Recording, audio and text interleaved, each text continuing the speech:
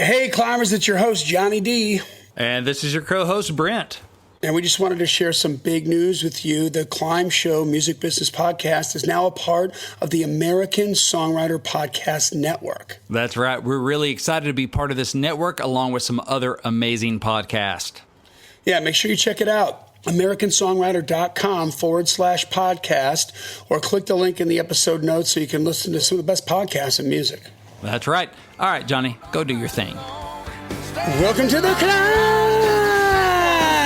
This is a show dedicated to helping singers, songwriters, and indie artists like you create leverage in the music business.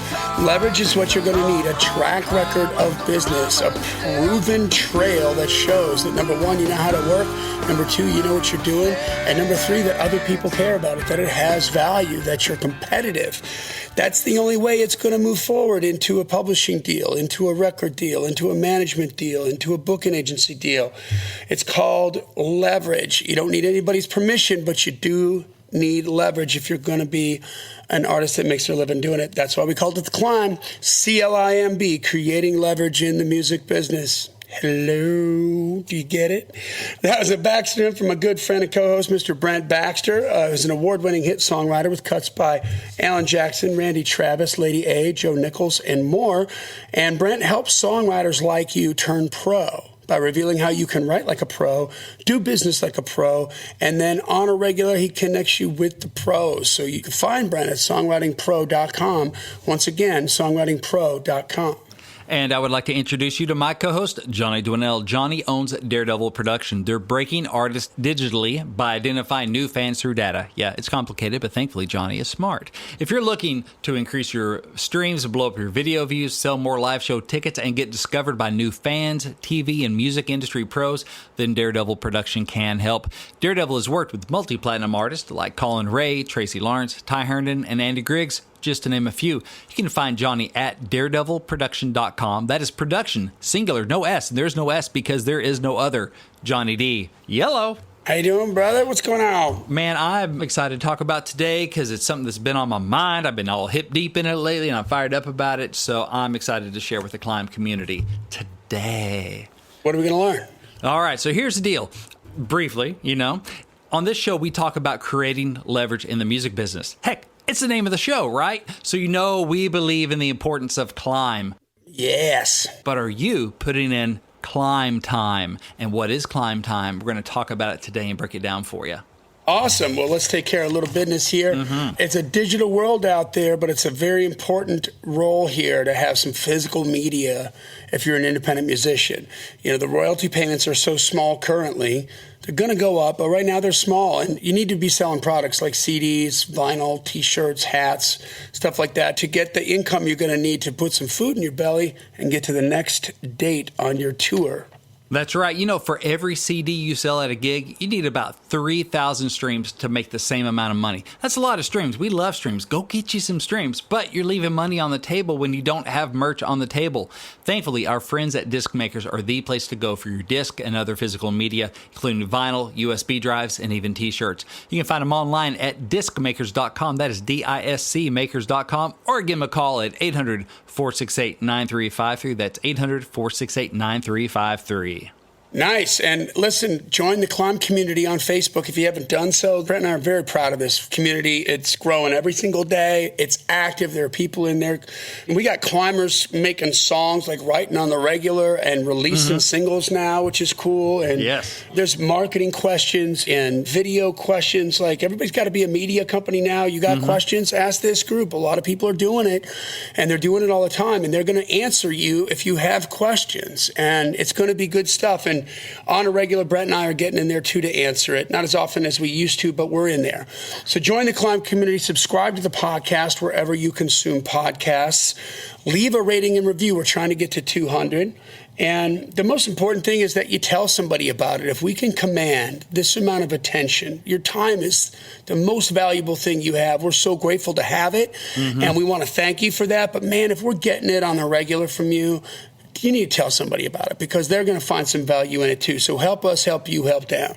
That's right. Hey, and I just want to give a quick shout out to Climber, Ricky Connolly. Every Wednesday we have the New Heights segment, so it's a time to share your wins with a group, big or small. We love them all. And on this past one, as we're recording, Ricky Connolly said, first radio appearance this weekend on the station I grew up listening to, Q95 FM. Nice. Way to go, Ricky. That's awesome. Yeah, you grow up listening to a station, then you're on it. That's special. Yeah, That's cool. I don't care who you are. That's fun, man. That's I've done climbing that a right few there is what times. that That's is. awesome. Yes, sir. Yes. Way to go, Ricky. All right. Is that business? Can I dive in now? I've been itching to do this. Yeah, no, we're good. More than my third cup of coffee. I want to find out what Climb Time is. I don't know. So I've been at this songwriting thing for a while now. Okay, I've gotten cuts. I've had publishing deals. I've had some hits. So I'm no rookie, right? But even for someone who got their first major cut at this point, like 16 years ago, which is crazy, it makes me feel old, I get so busy working in my songwriting business that sometimes I slack off on working on my songwriting business, or I'm focusing mainly on one area and I'm letting other really important areas get unworked. I don't give them the attention they deserve. Does that sound familiar? Does that maybe sound like some of you climbers out there, right? I'm guilty of it too. If you're an artist, maybe you're like, I'm writing songs, I'm going to the studio, I'm making music, but I'm not putting out consistent content on social media. Or, for example, I don't write as often now as I did like 10 years ago. I'm not co-writing 5 days a week as I did back then. My process is a little bit different. My rhythm is a little bit different. Plus, now I have the C.L.I.M.B to take care of. I have Songwriting Pro to attend to. And I have 5 kids. 10 years ago, I had 0 kids. Yeah. So there's that, of course. Life changes, seasons change. But I still write a good bit. That's the part that does get my attention. I solo write. Y'all have heard me talk a lot about my personal song title challenges. And I have regular co-writes. But writing is only one part of a sustainable songwriting career. There are, in my opinion, in my experience, 4 crucial elements of a songwriting career. And they're summed up by you guessed it, a Baxternym, RAP, W-R-A-P.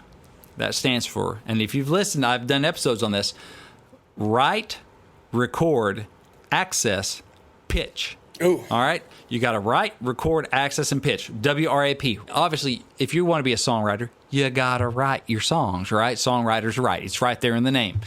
Pretty obvious. But then recording is you got to move the worthy songs from maybe a voice memo on your iPhone or something to a recorded product, a demo, or if you're an artist, a record or whatever, but some sort of thing you can play for people that's presentable. Mm-hmm. Access is... It does you no good if it sits on your phone or sits on your hard drive. You got to go out and you got to meet some people. You got to make some relationships because you got to have access before you can pitch. And the pitch is when you actually go, here's my song. I'd love for Blake Shelton to record it. Here's one for him, right? You actually have to put it in somebody's hand and get it heard. Yeah. So that's rap. Write, record, access, and pitch. Now, you can see why we need each of these elements, right? Yep. They're like the 4 legs of this stool. You kick one of the legs out, you fall over, right? That's a good way to put it. Yeah. Exactly, yeah. So now you can see, why you need each element. But lately, I haven't been happy with how I've written so many songs, but they're not getting pushed through the rest of the way through rap. So many songs have stopped at the W, the writing, and I'm starting to get this backlog. And it happens every now and then. You get back like, oh, dang, I got to move these through the process. For example, I have a song that has a complete demo. My co-writer has his home studio. He's a great singer. But he accidentally sang an old version of the first verse when he did the demo. So it just needs to be resung, which he can do at his home studio in his backyard. I emailed him about it back when he first sent it to me months ago, but I didn't follow up on it. That song has been inches from completion where it can be pitched 4 months. I failed to move the song from write through record so I can access people and pitch it. And that's on me. I mean, yeah, it's on him. I emailed him about it. He didn't get back to me. But it's on me, right? Yeah. I'm not responsible for him. I'm responsible for me. So, going back and looking at that going, well, dadgum, I could have pitched a song. It could be on hold somewhere right now. But I've been so busy writing new songs and setting up co-writes and all this other stuff that I'm not moving through the process of rap. It's a process. You got to move your songs all the way through it if they're going to ever monetize and move your career forward. Yeah. Now, I've done pretty well with access. From writing networks to meeting folks through the C.L.I.M.B, meeting folks through Songwriting Pro, though I can always do better, and I want to do better. But access has been happening. I've been meeting people, new co-writes and stuff. But I've definitely not been happy with the hot and cold nature of my pitch efforts. And this is the part that's really gotten under my skin lately. Because it seems like every time I go on a pitching streak, I subscribe, I get some, monthly tip sheets from a couple different sources. When those come in, usually maybe I'll, take an evening and I'll start pitching out a bunch of stuff. And I get good results. Like, people will open my emails. They'll listen. I'll get some feedback. Hey, let me play this for the artist. Let me play this for the label head. It's like I'm not just yelling into a corner. People are listening. I'm getting responses like, hey, love this, So why don't I pitch more often? Dadgum if I know. I don't know. It's not like you got bad experiences keeping you from doing it. You just are not doing it. Yeah, or it's like no feedback. It's like, what a waste of time. It's like, no, people are opening stuff and they're listening. And I'm getting some encouraging feedback, and I've gotten cuts in the past. My Joe Nichols cut on Crickets, I pitched it myself. And that was the cut that ended up being the title track to his Cricket record. I've had some success with that. Okay, well, do you think you should maybe do that consistently? Yeah, I think maybe I should, but yet I don't. Not consistently enough to get the results I want and that I could have. If you ever read The War of Art, that's probably something to do with the resistance or things being important but not urgent. Like, how many people are calling me going, hey, Brent, yeah, this is Garth. I'm looking for the song. Can you get it to me by next week?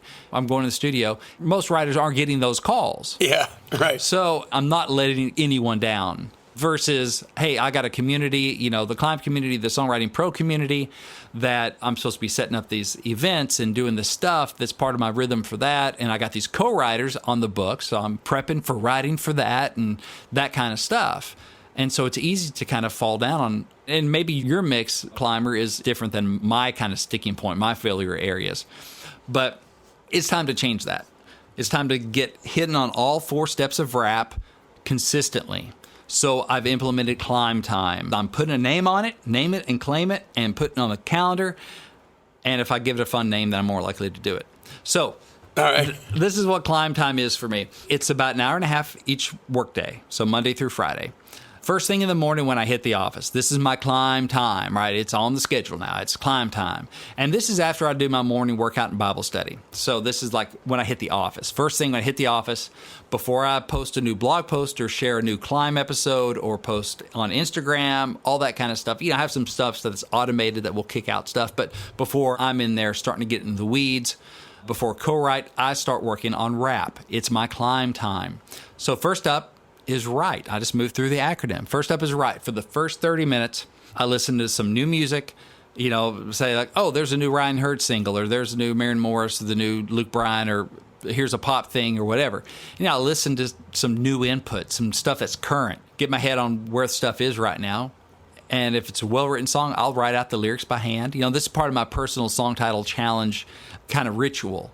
Then I do my personal song title challenge. I move down to those next 20 in my hook book and pick one, whether I like it or not, whether it's the best of the worst or what, and riff on it for 10 minutes. And we've talked about it before. So many times I get so much positive result from that. I've written songs and songs are being demoed and pitched around and stuff, from these old titles. Yeah, you have an embarrassment of riches in your hook book that just require a little extra attention. Yeah, but for all those positive results and how many times that ends with me having a really good feeling. It's amazing how, like pitching, it gets shuffled around to the edges, the corners, sometimes the end of the day. Sometimes I miss it. I don't do it every day. But it's like, I need to be doing this every day. The writing is the engine that makes everything run. It's what gives me credibility for the C.L.I.M B, for the Songwriting Pro community. It all comes from the writing. So that's the first work thing that I do for about 30 minutes. If I really get into a song and like, oh, this is really good, I'll push that a little bit longer because, I like to write. But then second, I kind of have a blended next 30 minutes of record and access.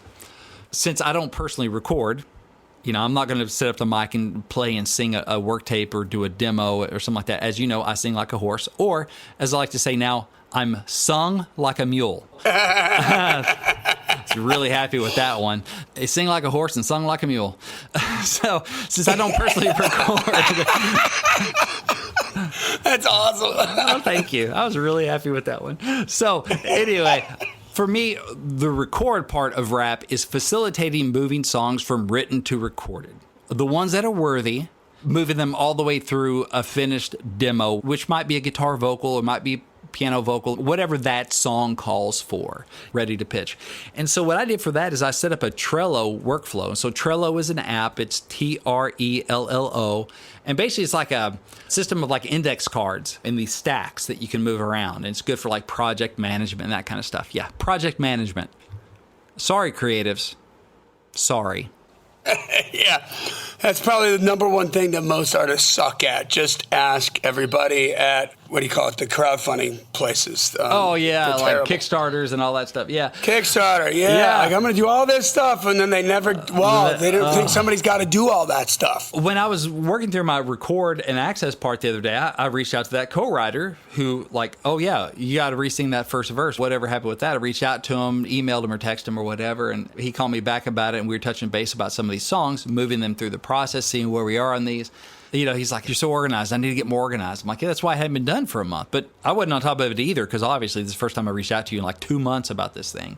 So that is an area where a lot of writers let stuff fall through the cracks. And I do too, because you keep writing new stuff.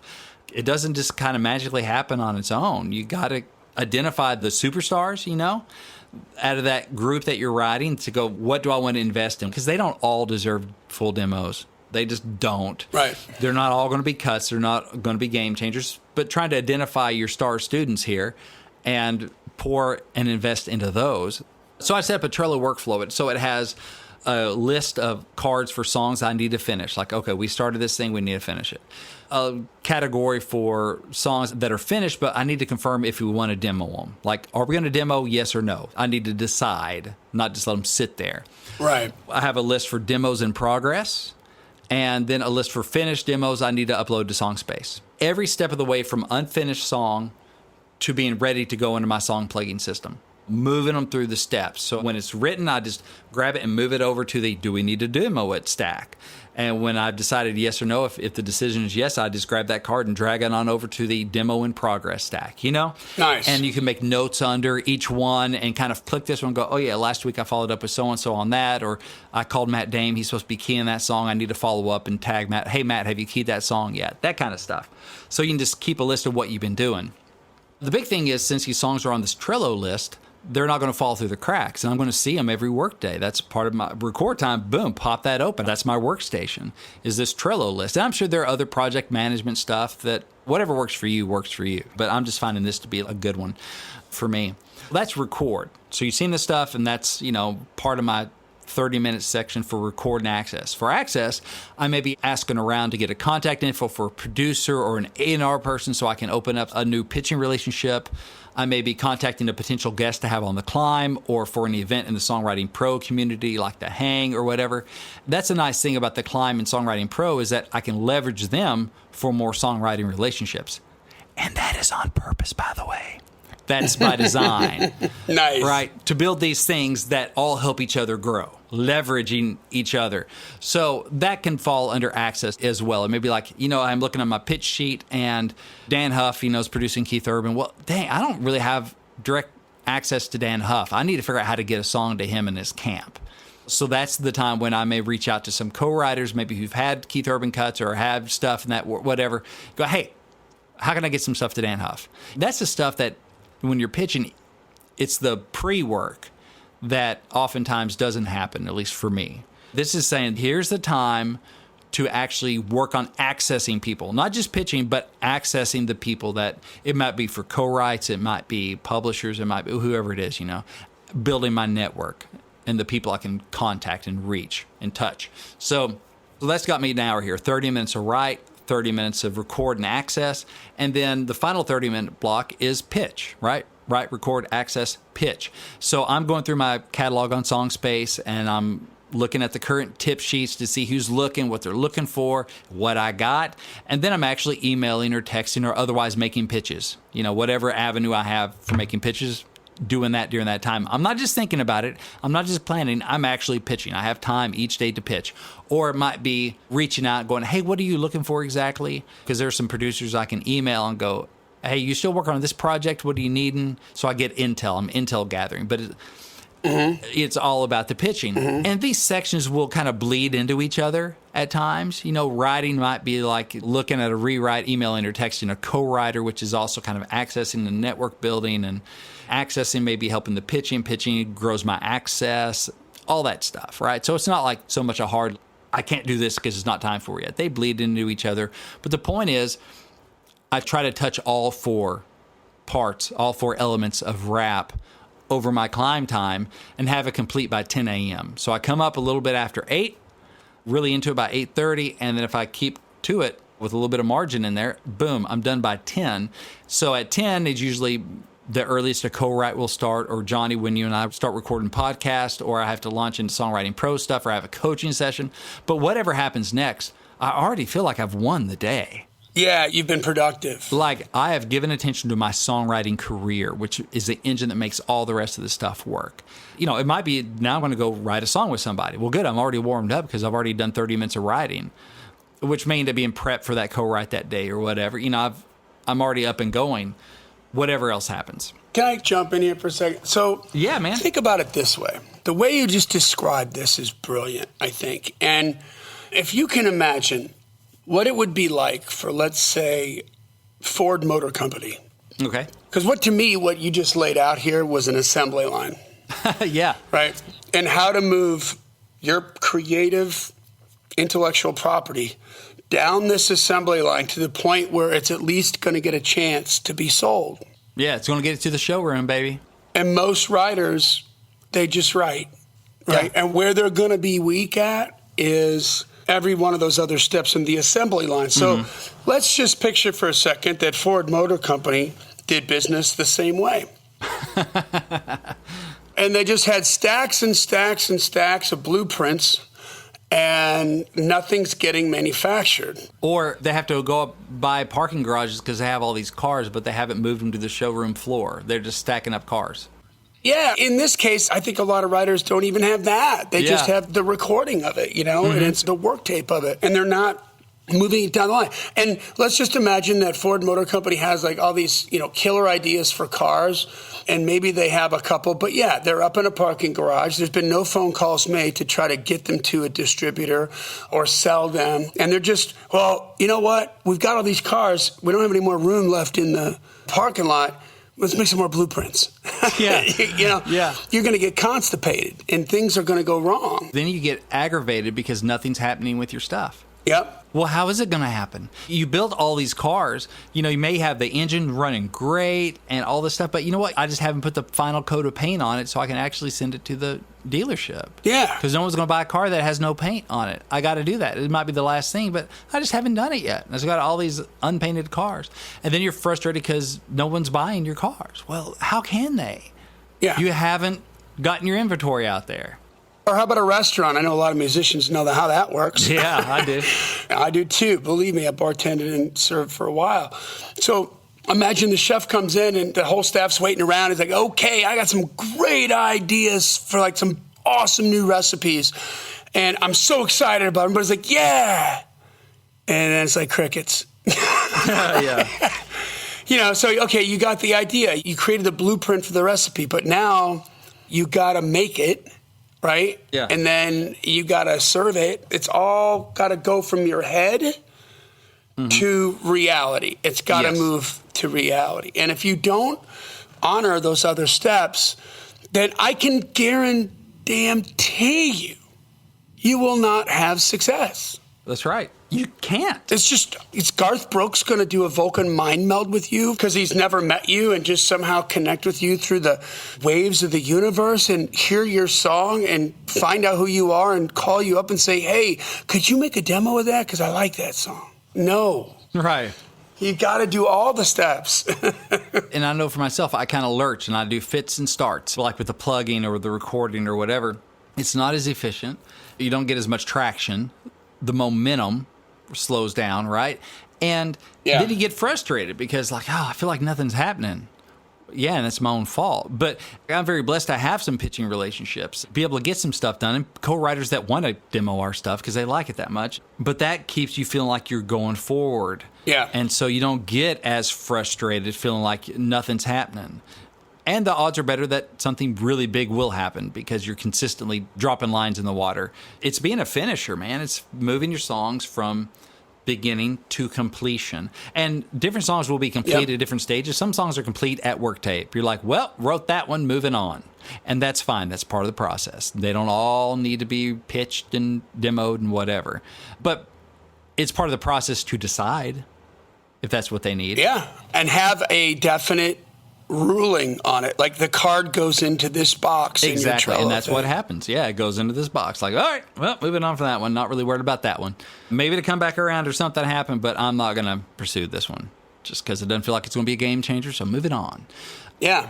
And so what's my overall goal with Climb Time? You know, to do something like this consistently, which is what it takes, right, to have consistent success.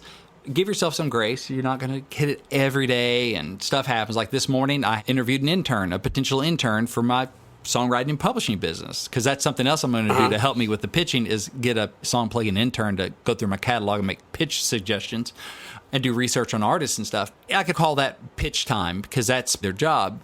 But I also had a coaching client that needed to start earlier this morning. So stuff happens, you know. But I need a big vision of what this is going to do for me and my career and my family and my life to keep pouring into this, right? Like, what's the big win that's going to be worth an hour and a half a day? And then, of course, more as other times, but making sure, like, that's my minimum. What's the win here? Well, I figure if I do this consistently, I'm going to be a better songwriter because I'm going to have daily practice, right? I'm going to keep the machinery up and running. I'll be looking for ideas, you know, all this stuff. And I'm going to be a more valuable co-writer because I'm going to have a wealth, an embarrassment of riches of strong song ideas and song starts. Like, I'm going to come into a co-write with just a big old bag full of hits. I'm just going to be like, which one do you want? You want this one? You want this one? And that's one thing people like about writing with me is that I bring those ideas. And so it makes me more valuable. My stock rises as a co-writer. Like, man, yeah, Brent, man, he brings it every time. Yeah. Always got ideas. I'm out of ideas. He's always got the ideas. He's the idea store. Go to see him, right? So I'm going to have a growing network because I'm consistently working that network. And not like in a salesy, what can you do for me kind of way, but I'm reaching out to people, talking to them, working with them to set stuff up. You know, I'm building my network, my name recognition within that. And there are opportunities that come from that. So I'm going to have more opportunities. And I'm going to get more cuts and holds and stuff because I'm making a lot more pitches because I'm doing it consistently. And as you do that, you build relationships. People start hearing your stuff consistently and going, oh, I really like that. Yeah. And they also like, hey, we're looking for this kind of thing, or I like it because of this. And you get more intel on who's looking for what.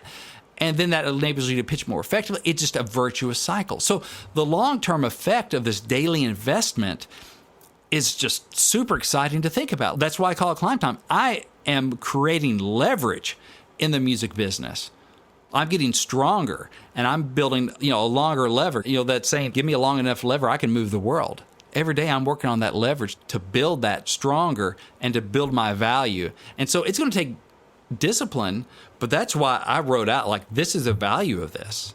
So it's too obvious to deny. Like, why would I not do this? The outcome of this is amazing. You have to be intentional about making the time for it. Yes. You know, I think of two things here. Number one, I think back to the assembly line type of analogy.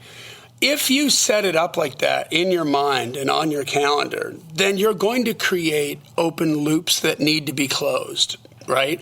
If you don't think about it that way, then you're not opening those loops up, and so they won't be closed. They'll be ignored. And that's really important. The other day, Ray was in the office and Ray Hamilton, and he was like, hey man, did you have lunch yet? And I was like, I was just about to order lunch. And he's like, well, come down to Winners with me because I'm going to have a meeting with Ash Underwood, who's a hit songwriter, you know?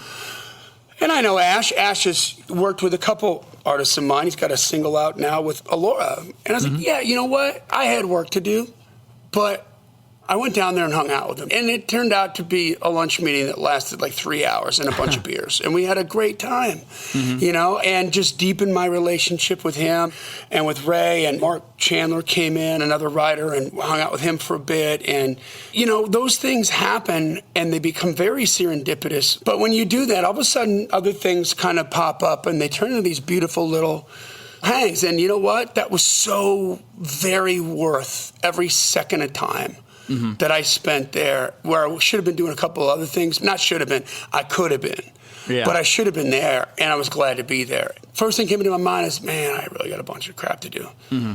Yeah. And then I'm like, no, I'm going to go down there because I need to do this hang. This is important, you know? It is. And it was. So two things there. I mean, you got to be intentional about the networking and have fun with it. And then the other part is just that when you go through and set up somehow on a whiteboard or on your calendar or in your phone or certainly in your mind, this climb time rap assembly line of, you know, this strategy, when you set that up, you're going to create those open loops. You know, and then all of a sudden you're going to be jonesing like, I haven't done that in a while. I got to do it. You know, set reminders in your phone. Yeah, we talked before about my wall calendar that I have in my office, that I have a different color marker that I'll draw a line on each day and color code it for the stuff that is foundational, but sometimes gets neglected, like writing, you know, Bible study, hanging out with my wife and connecting with her because we get so busy with all our kids and stuff. And 10 touches, you know, reaching out to like 10 people, you know, especially in this time of social distancing, everybody's, you know, making sure I'm reaching out and talking to people and communicating, that kind of stuff. And so that stays in front of me. I just bought a habit tracker logbook for like $7-8 off Amazon. Nice. You know, you can list daily habits per week and mark them off. And I'm starting to do that. And that's where I really break out like exercise and health, Bible, write, record, access, pitch, you know, and some other stuff that I can mark those off every day and see them every day. Because, you know, if it gets measured, it gets managed, it gets dealt with, you know? Yep. And I've been thinking about this too. You know, I'm very blessed. My music business is my job. It's my full-time gig, right? Yeah. A lot of people don't have an hour and a half every day to work on their writing, you know? So what does your climb time look like? Or maybe you don't have any pitch contacts. So like, why am I going to spend 30 minutes just staring, right? Whatever. It's okay. Your climb time, easy for me to say, doesn't have to look like mine. And mine won't always look like this, you know. It's going to be a process of refinement and adjusting to life changes and all that stuff too. So where do you find more climb time? For me, I've started getting up before the kids. We've been in this habit of like, I'll sleep as long as Hazel will let me, which is like 7 or 7:30. Right. So that's like sleeping in. I'm sleeping in to like 7:30. That was great. But now I was like, you know what? I need to set my alarm for 6:30 because I do like a quick interval training. Doesn't take that long. And I can just go do that on the front porch and come in and do my Bible time. And so then, boom, I'm done with 2 really big important things for me before the kids get up. I wake Emily up at 7 so she can go have her run, you know. So it gives me energy, the working out. And, you know, the Bible study fills my mind with truth and gets me in a good place to start off to be dad and husband in the morning. Yeah. And I had been doing that stuff when I come up to the office. I do the working out after breakfast, you know, getting the kids kind of going. Then as soon as they're kind of set where Emily can take over, I'll go and do that. And then when I go up to do my work, hopefully on my good days, the first thing I do is like my Bible time. I need to make more time for this. Let's move those 2 things before people get up. That way, because it's so easy, man, once you go up to get distracted, I better do this thing real quick, or I have this appointment and maybe I don't have time for this. Like, I want to make sure health and spirit get taken care of. I'm going to move that earlier. So if I'm going to get up at 6:30, that means I can't be staying up till midnight every night. So I need to back that up and go to bed earlier. Yes, you can stay up till midnight. Have a cocktail. I was awake till midnight last night, and Did I'm I say that suffering out this loud? morning. You did. So long-term, sleep is imperative. It's a force multiplier. I'm going to be a lot more effective in my stuff if I'm rested. That's right. Because my life takes a lot of energy. So I have to be intentional about my schedule. And maybe you don't have an hour and a half, and your mix may be different. Maybe you only have 30 minutes a day. I can get up and I can do 30 minutes a day, Brent. That's all I got. All right, that's all you got. That's all you got, you know? In that case, I'd recommend doing something like out of rap. Let's do writing like Monday, Wednesday, Friday. These are my 30-minute sections on Monday, Wednesday, Friday. That's what I do is I focus on writing. And then I'll grab other writes when I can, you know? But this is like my morning time ritual. And then like on Tuesday and Thursday, maybe on Tuesday you have recording and accessing, moving songs through that assembly line. So that gets a day. And then Thursday may be pitching. Or if you aren't ready to start pitching, use Tuesday for recording, moving songs through, rewriting, finishing, and Thursday for accessing, for building new relationships and connections, maybe over social media, through existing co-writers. And as soon as you can start pitching, even if it's just to indie artists, you need to start pitching. Mm-hmm. Like I said earlier, every element of rap is critical for your career. So you need to start building the habit of addressing each element on a regular basis. Like, if you want to be a pro songwriter, your job is not just to write songs. It doesn't stop at W. Yeah. Your job is to write songs that move all the way through and get cut. Yep. When it's finished, what do people say in the movie business? That's a wrap. It's a wrap. That's a wrap. It ain't done until you can say that's a wrap. They don't say, well, that's a ruh. I love it. That's when it's complete. And so, I just want to encourage you, take a look at your schedule and go, okay, this week, build in some climb time. And it's best to do it first. Usually we have a little more control over our mornings before the day takes over. And so I've been a lot better about doing my climb activities, my climb time, because it's first thing, and just go, what? No, I don't post blog posts. I don't start engaging on social media until I've done my climb time. It's just like a yes, no. I just don't do that. And I don't book appointments before 10. Why? Because of my climb time. Yeah. Unless it's something having to do a call or something having to do with co-writer of mine, Steve Dean. He's like, hey, let's talk about this song that we're looking at demoing. Can you talk tomorrow? I'm like, yeah, between 9 and 10. Just so happens that's my climb time. So it falls right in there because I'm moving a song to completion, right? So I can do those calls then. This is my time. That counts. It totally counts. Just moving this song so we can get it demoed so we can pitch it. So I encourage you this week, try to implement some form of climb time. It doesn't have to be perfect, but the thing is, it can never be perfected until it's started. So you got to start, iterate, refine, perfect along the way. But you at least got to start. Let's tell everybody to hit us up in the Climb community. Maybe we put a post together about comment below, tell us when your climb time is. Yeah. Update us. Let's hold everybody accountable. Yeah, what'd you do for climb time? How's it working? What'd you get done? Yeah. I think that's a great idea. And I was just thinking about that too. You read my mind about, we need to post something in the community. Let us know when your climb time is and what you do. Let us know how you structure. You may have great ideas for other people. They may have great ideas for you. Then go, I didn't think about that. I can do this. This is important because if you want to be a pro, you got to work on write, record, access, and pitch. And if you're not ready for some of those yet, you got to be working toward those because they all have to be addressed by you, by your co-writer, by your publishers. Those 4 things have to happen. Yep. Either you or your team. And I say, ultimately, it's your business. Literally, it's your music business. You're responsible for all of it.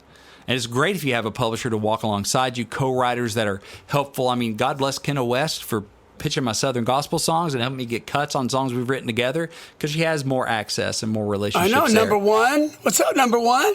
Yeah, we got a new single out on Wilburn and Wilburn, a song called Hallelujah Homecoming. So I'm keeping a single out there, and thankfully she has the connections. But I'm working to actively build my own pitching connections, so I'm not having to be reliant on her. God bless her. And I'm glad, by the way, she just signed a record deal. Oh, awesome. So looking to get some stuff on her record. Yeah. Congrats for her. Yeah. Heck yeah. Congrats, Kenna. I love that. So you are responsible for all 4 of those aspects. You got to be working on it. And if you don't schedule it, a lot of times it just doesn't happen. Stuff falls by the wayside. If you want to feel like you're consistently making progress in your music business, man, build in climb time. So that's what I had to talk about today. We'll post it up in the Climb community about climb time. Let us know what you're doing. Also, I have a gift I'd like to give you. It's called Think Like a Pro Songwriter. It's a free ebook. It's available on my website at songwritingpro.com. You go there, just look on the top toolbar, it says gift. And so you click on that and you can have instant access to it. You just tell me where to send it. I send it off to you. And it's just some of the lessons I've learned over years of being in the music business, from success and failures and frustrations, all that stuff. So save you some time and trouble, help you move forward more efficiently and more effectively. But that is at songwritingpro.com, and then just click the gift up at the top, and we'll get that for you. Awesome. All right, guys. Well, that brings us to the end of another Killer Climb episode. Subscribe to the podcast wherever you consume podcasts. Make sure you're getting all of these value bombs in your podcast player so you can touch base and kind of cherry pick what you want. Join the Climb community because cool stuff goes on there. Yeah. And all the beautiful people and the movers and the shakers are in the Climb community. I can assure you of that. Make sure you leave a rating and review. We're hoping for 5 stars, but we'll talk about every one on the air, but we want to get to 200. Make sure that happens. And then finally, tell somebody about this, guys. Like, you spent a lot of time with us today. We're very grateful about that. Yes. But you did it for a reason, not because you're bored, and you're getting some kind of value out of it. Tell somebody else about it. Let them know that this is the place they need to hang out, and there's some good stuff on there. This is why we're doing it. This podcast exists because we want you to win and create that leverage. So keep on climbing. And we'll see you at the top.